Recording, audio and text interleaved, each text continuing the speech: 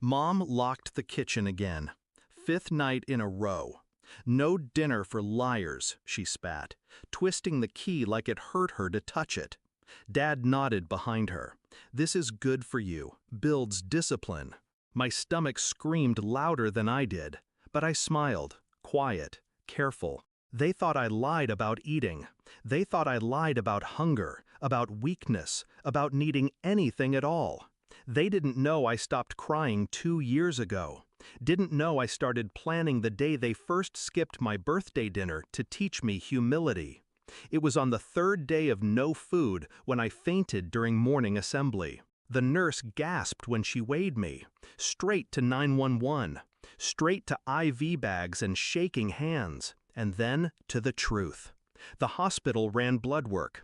They called it intentional malnutrition due to domestic neglect. I watched the nurse's face twist when I whispered, "They locked the kitchen, said I lied too much."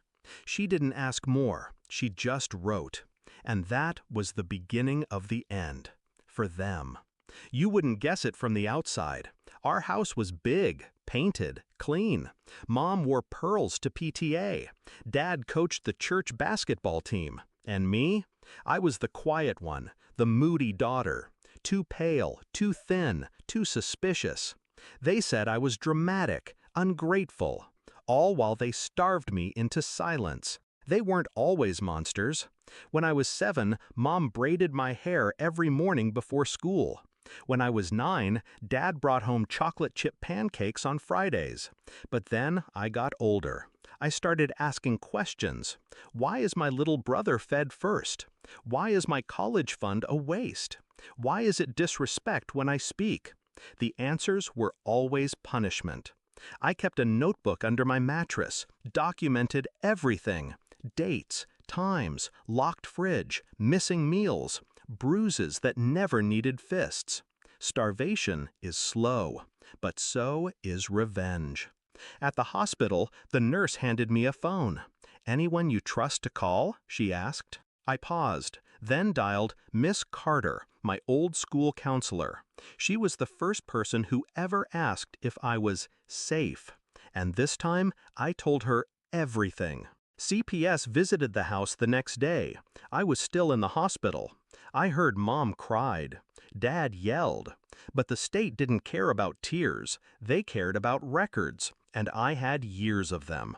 Turns out, a locked kitchen with a child fainting at school is very illegal. So is siphoning her college fund into your gambling debt. So is threatening her silence with a belt you never had to swing. I didn't return home. Instead, I went to a temporary care home. Safe bed, hot food, and a lawyer. Mine. See, when they starved me, they made a mistake.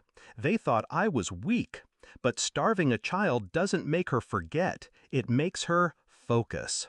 I handed my lawyer the notebook. She looked at me like I was fireproof. Maybe I was. Court took 6 months. Every minute, I sat straight, silent. Mom sobbed on the stand. Dad ranted about disrespectful daughters. But the evidence was airtight. Photos, doctor's notes, bank statements, testimonies. Even my little brother cracked. He admitted he was told to call me the liar. He said he was just doing what Dad said. When the judge ruled in my favor, I didn't smile. I just breathed. The house was seized for investigation. My college fund? Frozen. But here's the twist. That waste of a college fund was in my name. And once the investigation proved misuse, it was returned. Every last cent. Now, Thanksgiving, 1 year later. I'm at my aunt's. She believed me, took me in. She made turkey, mashed potatoes, apple pie from scratch. She said, "Invite whoever you want." So I did. I invited the CPS agent, my lawyer, Miss Carter, and the nurse who called 911. We sat around the table. I wore a soft sweater, ate until I was full, and then I stood to toast. "To liars," I said, voice calm, knife sharp, especially the ones who locked their love behind kitchen doors. They raised their glasses. I didn't have to explain the rest. Because somewhere across town, in a much smaller apartment, Mom and Dad sat alone. No guests, no food they didn't earn, no daughter to mock or starve. And when reporters showed up asking about the court case that shook the county, they had only one word for it: lies. But this time, no one believed them. I didn't get justice by screaming. I got it by remembering, recording, waiting. And when the time came, I didn't ask for permission. I took it.